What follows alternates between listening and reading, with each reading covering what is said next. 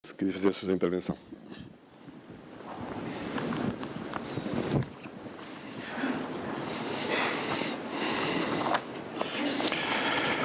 Muito bons dias.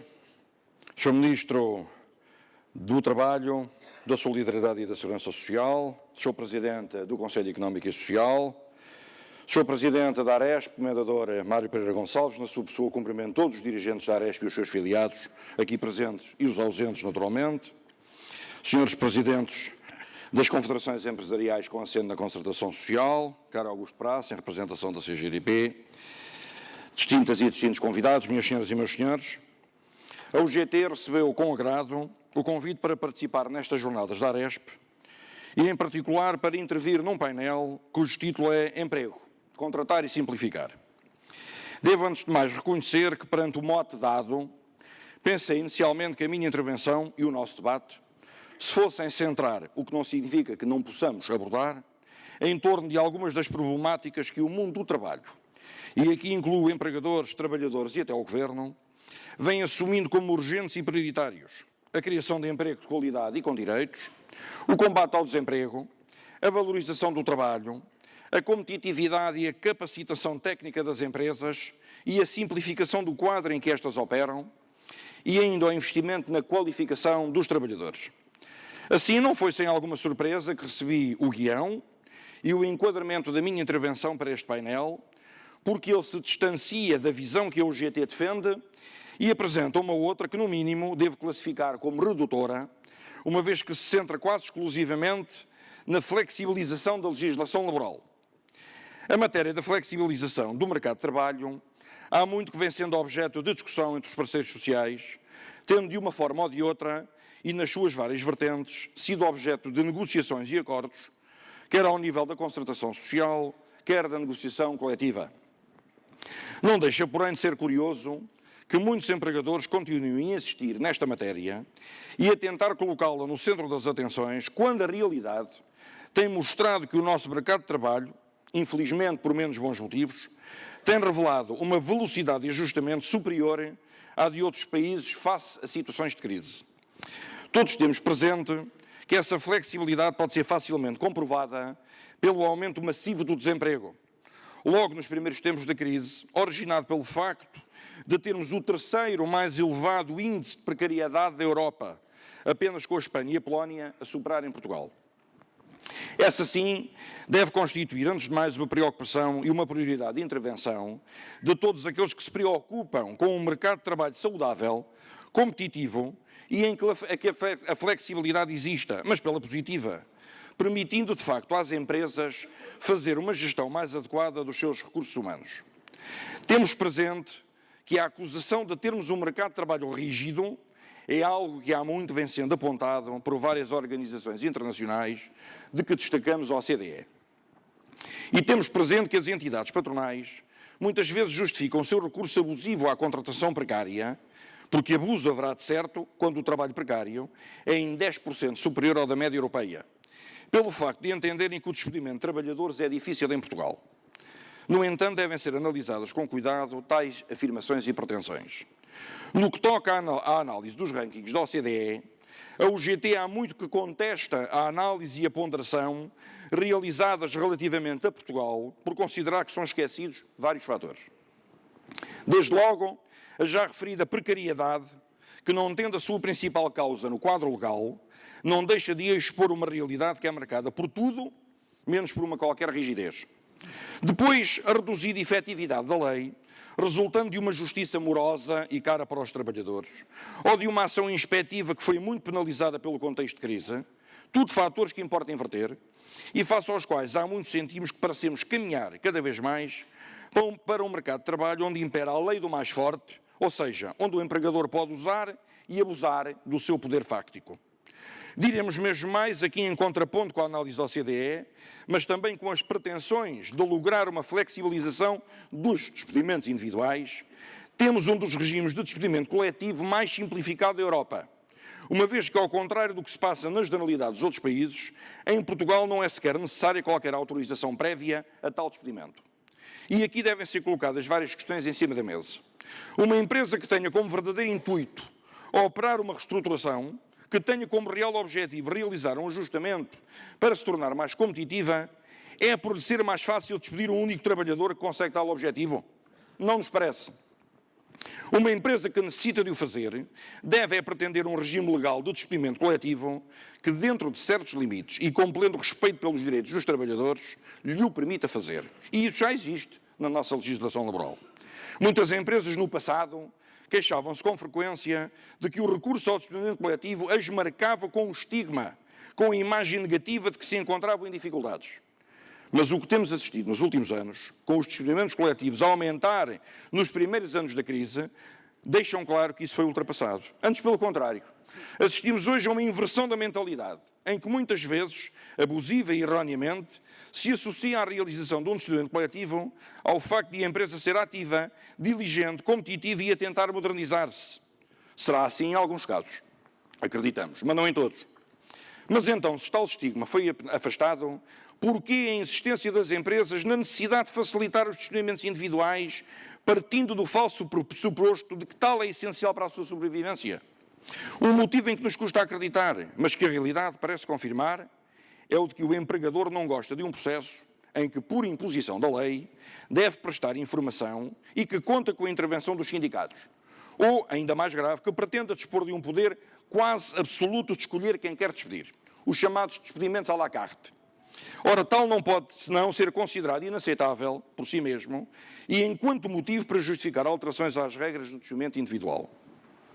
Diga-se que, face à forte pressão externa da Troika, o Acordo Tripartite de 2012, que foi assinado pela UGT, contemplou um conjunto de alterações à legislação laboral, incluindo a matéria de despedimento por extinção do posto de trabalho e por inadaptação. Foi um processo complexo, num acordo claramente defensivo, mas em que, apesar de tudo, a UGT conseguiu introduzir um conjunto importante de salvaguardas. Travámos, inclusivamente, uma pretensão da Troika que se traduziria na satisfação de um dos mais delirantes sonhos de muitos empresários, a da generalização do despedimento por incumprimento de objetivos.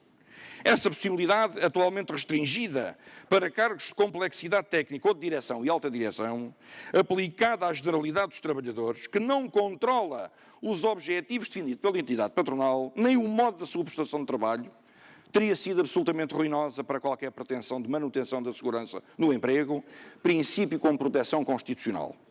A UGT revelou a abertura possível em todo o processo negocial, em circunstâncias particularmente difíceis, parecendo-nos que ainda assim se foi longe demais.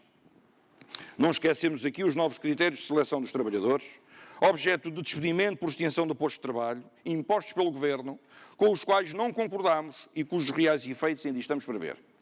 Não esquecemos ainda a enorme redução dos valores das compensações por cessação do contrato de trabalho, os quais se situam hoje bem abaixo da média comunitária e que tornaram o despedimento uma mercadoria barata.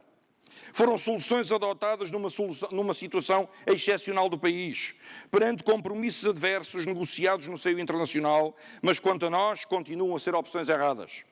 Não deixa de causar estranheza que algumas entidades patronais, após tudo o que foi conseguido, continuem a insistir nesta matéria, ao mesmo tempo, paradoxalmente, pedem estabilidade legislativa. Estabilidade com a qual, diga-se, pouco se preocuparam no passado recente e que apenas encontra fundamento num contexto político que coloca em cima da mesa matérias que lhes podem ser menos favoráveis.